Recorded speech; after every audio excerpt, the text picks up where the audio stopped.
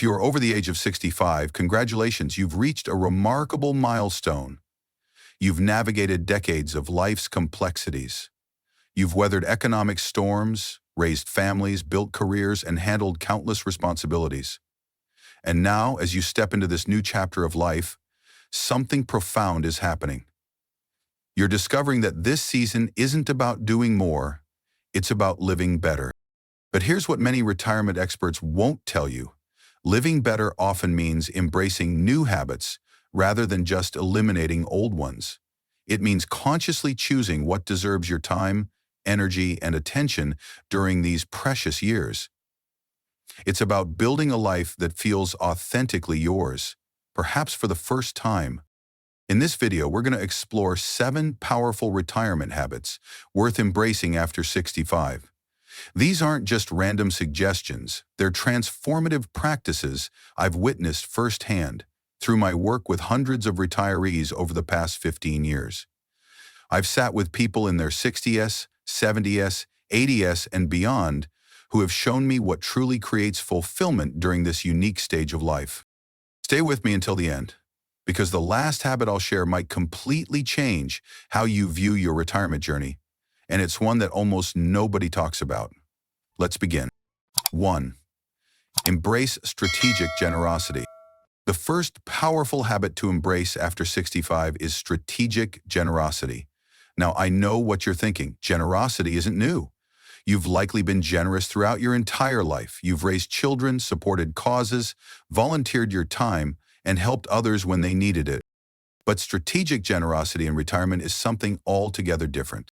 When I talk about strategic generosity, I'm talking about intentionally using your unique combination of time, wisdom, resources, and life experience to make a meaningful difference in ways that also bring you deep fulfillment. It's not about random acts of giving. It's about aligned giving. Let me tell you about Margaret, a retired school administrator I worked with. For years after retirement, she wrote checks to various charities, which was wonderful, but she felt disconnected from the impact. She was giving, but not in a way that engaged her heart. Then one day, she visited a local elementary school that needed reading tutors. Margaret had spent her career in education administration, spreadsheets, budgets, and staff management, but rarely worked directly with children. When she started spending 2 mornings a week helping struggling readers, something lit up inside her. I'm using everything I know about education, she told me, but I'm experiencing the joy of direct impact that I missed in my career. When a child who couldn't read in September is devouring books by December, and I know I helped make that possible, well, there's simply nothing like it. That's strategic generosity, matching what you uniquely bring to the table with needs that genuinely move your heart. And here's something fascinating. Research from the University of Michigan found that retirees who volunteer regularly show improved cognitive function, lower rates of depression, and even longer lifespans than those who don't. But the key finding was this: these benefits primarily appeared when people volunteered for causes they genuinely cared about, not just because they thought they should. Strategic generosity might mean mentoring young professionals in your former industry, using your woodworking skills to build furniture for families in need, or teaching financial literacy at a community center. The possibilities are endless, but the principle is consistent. Give in ways that use your specific gifts and bring you authentic joy. So ask yourself today, what form of giving would energize rather than deplete me? What problems am I uniquely qualified to help solve? Where could my life experience make the greatest difference? Your generosity doesn't have to be grand to be significant. It simply needs to be authentic to you. 2. Embrace deliberate downsizing. The second habit to embrace after 65 is deliberate downsizing. And I'm not just talking about moving to a smaller house, although that might be part of it. I'm talking about intentionally simplifying every aspect of your life to make room for what truly matters. For most of your adult life, you've probably been in acquisition mode. Bigger home, newer car, more furniture, better appliances, expanded wardrobe, latest technology. There's nothing wrong with that. It's part of building a life and raising a family. But after 65, something shifts. What once felt like treasured possessions can start to feel like burdensome obligations. What once represented success can begin to represent stress. I'll never forget meeting Robert and Jean, a couple in their early 70s, who lived in a beautiful 3,800 square foot home filled with 4 decades of accumulated possessions. They spent most weekends maintaining the property, cleaning rooms they rarely used, and managing all their stuff. "We don't own these things anymore," Robert told me with a sigh. "They own us." When they finally made the decision to downsize to a 1,500 square foot cottage near their grandchildren, they described it as the most exhausting but liberating experience. The process took months as they sorted through belongings, deciding what to keep, sell, donate, or discard. "It forced us to ask what actually matters," Jean said. "BT crystal vase we got for our wedding that sat untouched for 40 years? It doesn't matter. The handwritten letters from our children? Those matter. The second set of fine china? Doesn't matter. Photos of our travels together? Those matter." What Jean and Robert discovered is that deliberate downsizing isn't primarily about having less. It's about making room for more. More freedom, more mobility, more mental space, more time for relationships and experiences rather than maintenance and management. This applies beyond just physical possessions. You can deliberately downsize your commitments, your digital life, even your worries. Ask yourself, which of these truly deserves my energy at this stage of my life? One woman I work with went through her phone contacts and social media connections and asked herself honestly who she wanted to invest in during her remaining years. She didn't dramatically cut people off, but she did consciously decide where to focus her relational energy. "I realized I was giving too much mental space to peripheral relationships while neglecting the ones that really nourished me," she explained. Deliberate downsizing is about quality over quantity in every domain of life. It's about creating space for depth rather than breadth. And contrary to what our culture often suggests, having less often leads to experiencing more. So consider this week. What one area of your life feels unnecessarily complicated or cluttered? What would it feel like to deliberately simplify it? Remember, this isn't about depriving yourself. It's about freeing yourself. 3. Embrace physical movement that brings joy. The third transformative habit to embrace after 65 is finding physical movement that brings you genuine joy. Notice, I didn't say exercise routine or workout regimen. Those terms can feel loaded with obligation and drudgery. And here's a truth many health experts won't admit. The best form of physical activity for you isn't necessarily the one that burns the most calories or builds the most muscle. It's the one you'll actually do consistently because you enjoy it. I once worked with a gentleman named Frank who had received stern warnings from his doctor about improving his cardiovascular health. He dutifully joined a gym and forced himself onto the treadmill 3 times a week. He hated every minute of it, watching the clock, counting down the seconds until he could stop. "I feel like I'm being punished for getting old," he told me. Then one day, his grandchildren convinced him to try pickleball. Something unexpected happened. He found himself laughing, strategizing, moving without thinking about it, and looking forward to the next game. Within 6 months, his health markers had improved significantly, not because pickleball is superior exercise, but because he was doing it consistently and joyfully. Your body is designed to move. It needs movement to function optimally. But that movement doesn't have to look like what you see in fitness magazines or medical pamphlets. For some, it's dance, taking a ballroom class with a spouse or friends. For others, it's working in a garden, bending, reaching, digging. For still others, it's daily walks with a cherished pet, or swimming in a local pool where the water takes pressure off aging joints. A fascinating study from Norway followed seniors who engaged in different types of physical activities over a 20-year period. The researchers found something surprising. The type of activity had less impact on longevity than whether participants reported enjoying the activity. Those who found pleasure in their movement lived longer, on average, than those who exercised out of obligation. This makes intuitive sense. When movement brings joy, you experience benefits beyond the physical. There's the mental uplift from doing something pleasurable, the stress reduction from focusing on an engaging activity, and often the social connection that comes with many movement practices. Helen, a 78-year-old client of mine, discovered Tai Chi after a lifetime of avoiding exercise. "It doesn't feel like something I have to do," she explained. "It feels like something I get to do. The gentle movements, the focus on breath, the sense of calm it brings. I'd do it even if it wasn't helping my balance and flexibility." So I challenge you. This week, try one form of movement purely based on what sounds appealing, not what you think you should do. Maybe it's dancing in your living room to music from your youth. Perhaps it's swimming at the local community center or taking a gentle yoga class designed for seniors. Your body has carried you faithfully for 6+ decades. Now, instead of punishing it with exercise you dread, celebrate it with movement you enjoy. 4.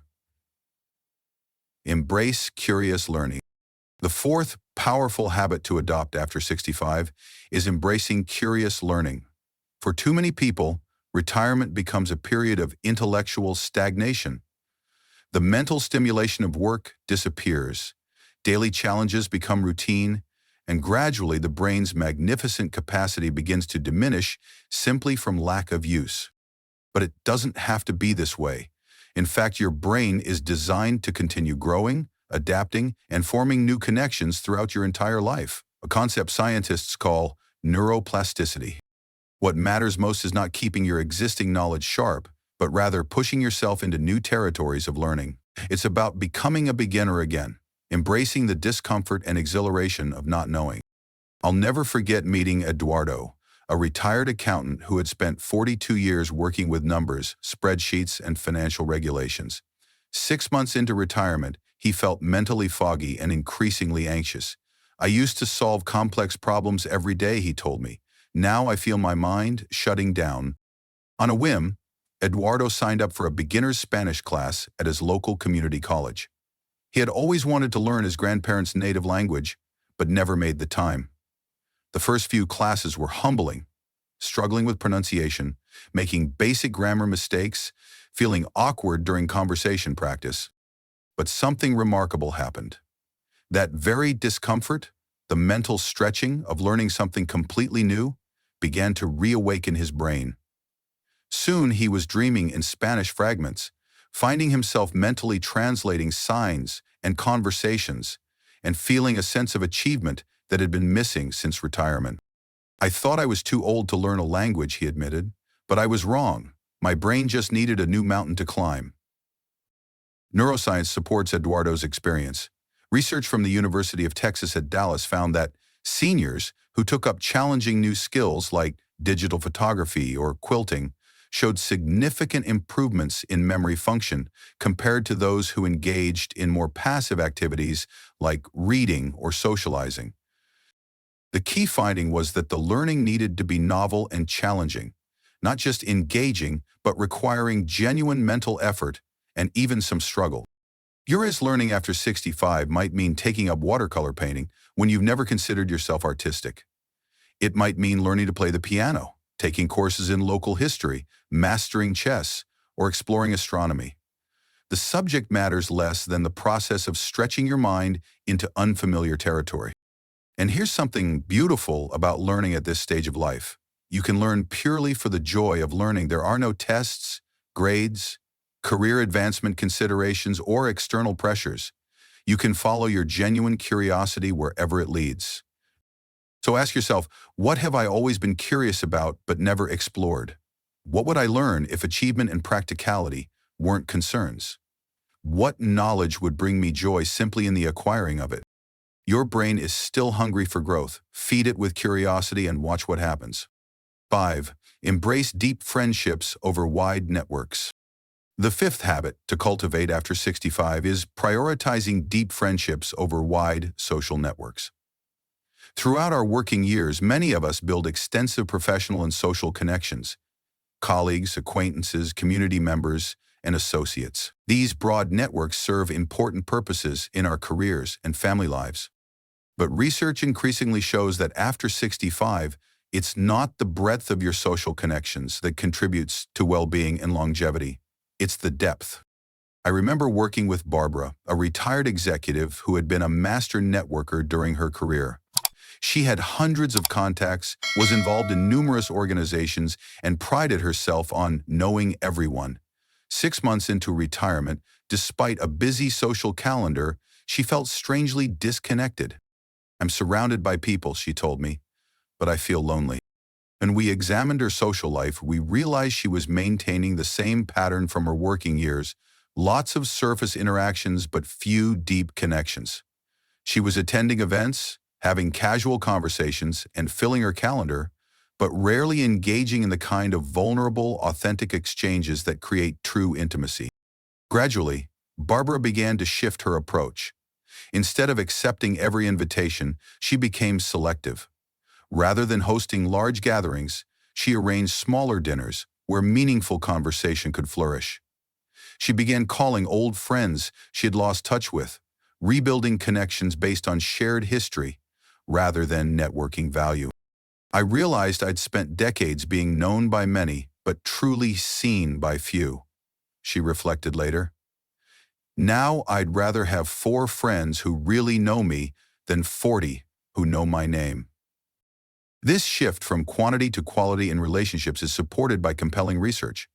A landmark study from Harvard that followed participants for over 80 years found that the quality of close relationships was the strongest predictor of both happiness and longevity, more influential than wealth, fame, social class, IQ, or even genes.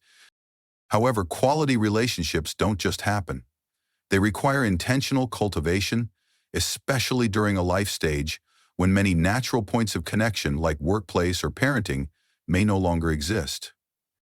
Thomas, a 72-year-old widower I worked with, created what he called his Fellowship of Five, a small group of men who committed to meeting monthly for honest conversations beyond sports and politics.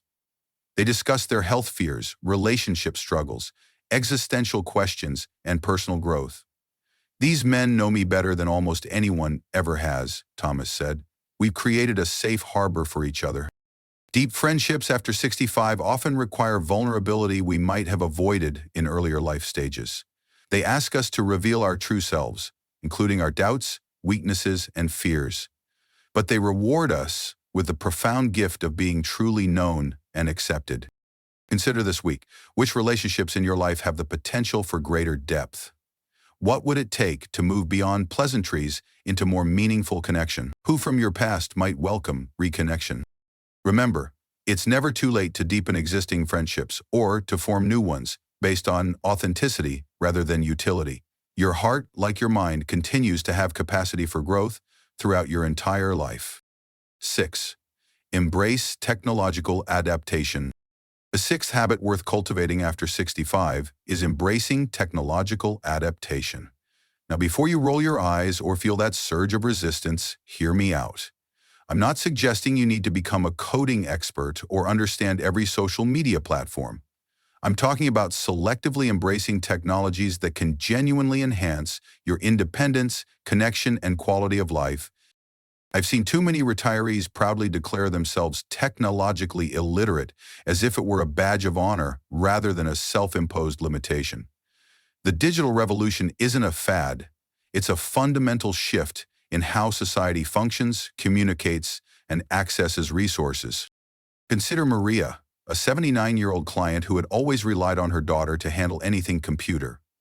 When her daughter temporarily moved overseas for work, Maria faced a choice: learn basic digital skills or lose significant independence. With remarkable courage, she signed up for a Digital Babies for Seniors course at her local library. The first few classes were frustrating. The terminology felt foreign, her fingers seemed clumsy on the keyboard, and she felt embarrassed asking simple questions. But gradually, with patient instruction and persistent practice, Maria mastered essential skills: email, video calls, online banking, prescription refills, ride-sharing apps, and entertainment streaming. When her daughter returned months later, she found a mother who had expanded her world rather than contracting it. "Technology isn't replacing my real-life connections," Maria explained. "It's enhancing them and giving me options I didn't have before." This is the balanced approach I encourage. adopting technologies that serve your specific needs and values while maintaining healthy boundaries around their use. It's about being selective rather than rejecting digital tools entirely or feeling pressured to embrace every new platform. Research from Stanford's Center on Longevity shows that seniors who selectively adopt useful technologies report greater independence, stronger family connections, especially with grandchildren, better access to healthcare resources, and even expanded learning opportunities, compared to those who resist all digital adaptation. The key word is selective. You don't need to be on every social platform or have the latest smartphone.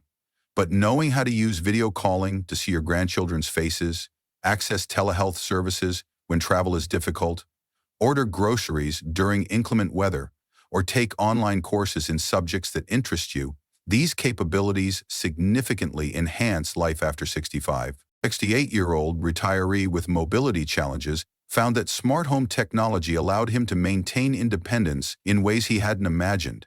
Voice-controlled lighting, thermostats, and entertainment systems reduced his need to navigate stairs and reach difficult switches. These gadgets aren't just conveniences, he told me. They're tools that help me stay in my own home longer. If technology feels overwhelming, start small. Most libraries and senior centers offer free classes specifically designed for older beginners. Many cellular providers have special programs to help seniors learn to use smartphones. And don't underestimate the willingness of grandchildren to patiently guide you. It gives them a chance to be the experts and share their knowledge with you. So ask yourself, what one technological skill might most enhance my independence or connections this year? Where could I find supportive instruction tailored to my learning pace? What digital boundary might I need to maintain to ensure technology serves me rather than dominates my attention? Remember, embracing useful technology isn't about keeping up with trends. It's about maintaining agency in a changing world and accessing tools that can enrich this chapter of your life. 7. Embrace your mortality as a motivator. The seventh and perhaps most transformative habit to cultivate after 65 is embracing your mortality as a motivator rather than a threat.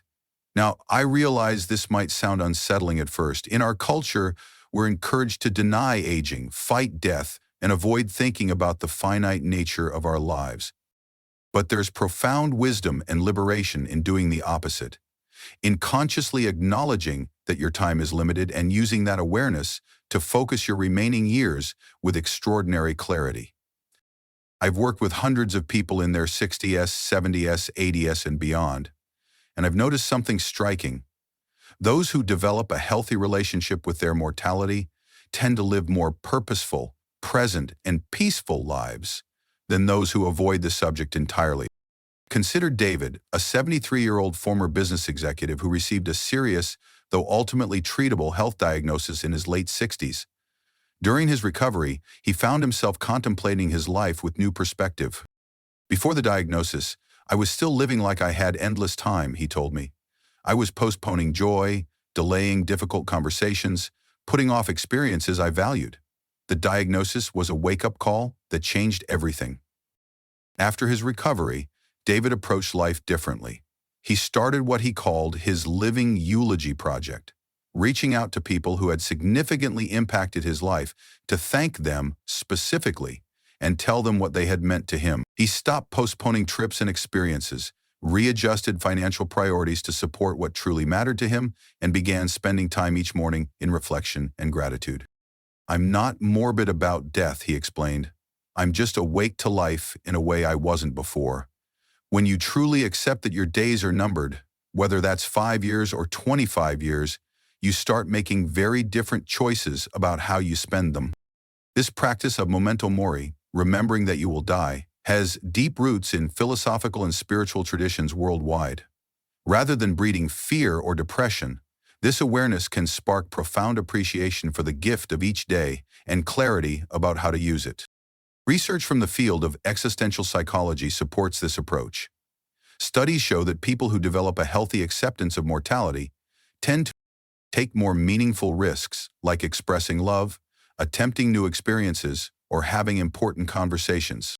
Waste less time on petty conflicts and grievances. Experience greater gratitude for simple pleasures. Make more aligned choices with their deeper values. Feel less anxiety about aging and physical changes. Eleanor, an 81-year-old artist I worked with, kept a small hourglass on her desk. "It's not to make me anxious," she told me with a smile. "It's to remind me that this is not a dress rehearsal. This is the actual performance of my life." This habit isn't about dwelling morbidly on death or feeling gloomy about the future. It's about using the reality of life's finite nature to burn away what's trivial and illuminate what's truly significant. It's about recognizing that awareness of endings can enrich beginnings and middles in ways nothing else can. So I invite you to consider, how might consciously acknowledging your mortality, not with fear, but with peaceful acceptance, change how you spend your next week? What conversations would become more important? What grievances might you let go? What simple joys might you savor more fully? In embracing this final habit, you discover something paradoxical and profound. Accepting that your life is finite can make it feel infinitely more precious. 8. Embrace seasonal rhythms. The eighth habit to cultivate after 65 is embracing seasonal rhythms in your life. During our working years, most of us live by the clock and the calendar, bound to schedules, deadlines, and the relentless pace of productivity. We push through seasonal changes, ignoring our body's natural rhythms in service of consistency and output. Retirement offers a radical opportunity to realign with nature's cycles, to flow with the seasons rather than fight against them. This isn't just about adjusting activities based on weather. It's about honoring the different energies, needs, and opportunities each season presents. I remember working with James, a retired school principal, who initially approached retirement like he had his career, with rigid schedules, consistent routines, and the same level of activity year-round. By mid-winter of his first retirement year, he felt inexplicably depressed and frustrated. "I feel like I'm failing at retirement," he confessed. "I can't maintain the pace I set for myself." Together, we explored a different approach, one that honored the natural rhythm of seasons. James began allowing winter to be a time of greater rest, reflection, and interior activities.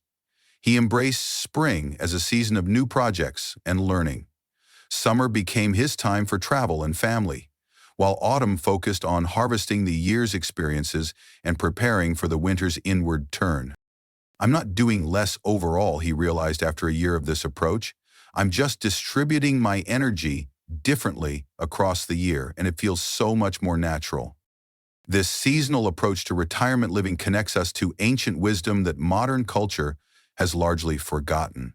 For most of human history, people lived in harmony with seasonal shifts, not just in their work, but in their rest, social activities, creative expression, and even their spiritual practices. Charlotte, a 77-year-old retired nurse, created what she called her seasonal intention setting. At the beginning of each season, she would reflect on 4 questions. 1. What does my body need in this particular season? 2. What projects or activities feel aligned with this season's energy? 3. How might my social connections shift during this time? 4. What wisdom does this season have to teach me? In winter, she embraced earlier bedtimes, heartier foods, creative projects at home, and smaller, intimate gatherings.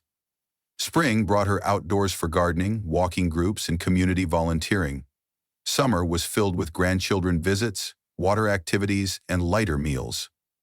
Autumn became her time for harvesting garden produce, preserving memories in scrapbooks, and preparing her home and heart for the winter ahead. "I used to fight against winter," she told me. "Now I see it as a necessary season of rest and gestation. Without winter's dormancy, spring's growth isn't possible." Research increasingly supports this approach. Studies show that our bodies respond to seasonal changes in light, temperature, and natural environments in ways that affect our energy, mood, sleep patterns, and even our immune function. Working with these shifts rather than against them can enhance both physical health and emotional well-being. This doesn't mean becoming inactive during certain seasons or abandoning commitments. Rather, It's about adjusting the quality, pace, and nature of your activities to honor each season's unique invitation. Consider how you might embrace this rhythm in your own life.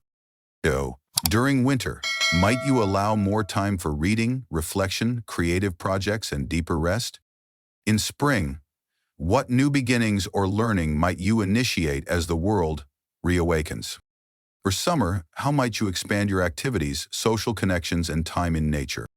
And in autumn, what practices of gratitude, harvesting experiences, and preparation would serve you? By synchronizing more consciously with nature's rhythms, you discover a profound sense of rightness, of being in harmony with something larger than yourself. You move from fighting time to flowing with it, and in that flow, you may find both greater energy and deeper peace. 9. Embrace intentional legacy creation. The ninth and final habit to cultivate after 65 is embracing intentional legacy creation. Many people think of legacy as something that happens after you're gone, the money you leave behind, the obituary that summarizes your life, or the stories others tell about you. But the most meaningful legacies are those you consciously participate in creating while you're very much alive. Intentional legacy creation isn't about grandstanding or self-importance. It's about thoughtfully considering what wisdom, values, stories, and resources you want to pass on, and then taking action to ensure those transmissions happen with depth and care. I worked with Patricia, a 68-year-old retired teacher who realized that while her grandchildren knew she loved them, they knew very little about her life journey, the challenges she'd overcome, or the wisdom she'd gathered along the way. "I don't want to be just grandma who gave good presents," she told me. "I want them to know who I am and what I've learned." Patricia began creating what she called legacy letters, beautiful, heartfelt messages to each grandchild sharing specific stories from her life, lessons she'd learned the hard way, values that had guided her decisions, and her hopes for their futures. She didn't write these all at once, but composed them gradually, often in response to questions the children asked or milestones they reached. "These aren't just letters," she explained. "They're bridges between my life experience and their journeys ahead." Legacy creation takes many forms. For some, it's financial, not just leaving money behind, but teaching younger generations about financial values and wise stewardship.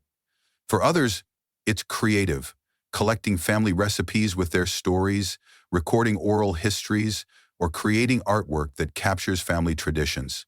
Richard, a 76-year-old retired engineer, recognized that his woodworking skills would die with him if he didn't intentionally share them. He created a small workshop in his garage and began inviting his grandchildren and neighborhood youth for regular lessons. The skills themselves were valuable, but even more precious were the conversations that happened naturally while working side by side. Discussions about patience, craftsmanship, problem-solving, and finding beauty in simple materials. "I'm not just teaching them to build tables," he told me. "I'm teaching them how to approach challenges, how to recover from mistakes, how to create something lasting with their own hands." What makes legacy creation so powerful in retirement is that you're still actively participating in the process.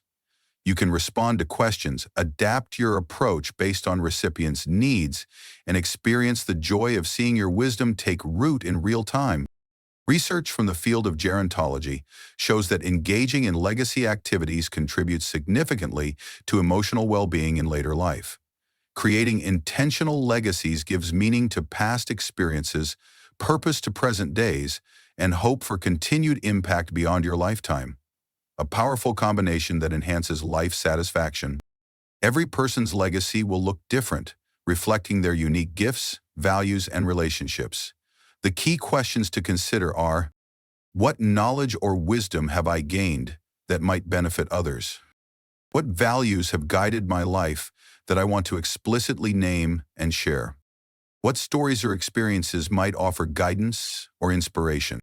What resources, financial, material, or relational, can I intentionally prepare to share? Who specifically do I hope will receive these different aspects of my legacy? Remember that legacy creation isn't a one-time event, but an ongoing process of reflection, documentation, conversation, and thoughtful giving. It doesn't require wealth or exceptional achievements, just the willingness to articulate what life has taught you and intentionally pass it forward. By embracing this habit, you transform the concept of legacy from something that happens to you into something you actively participate in creating. Your life experience becomes not just a personal journey, but a valuable gift for generations to come. Bringing it all together. We've covered a lot of ground together, exploring 9 transformative habits worth embracing after 65. Let's take a moment to review these powerful practices that can enhance this chapter of your life.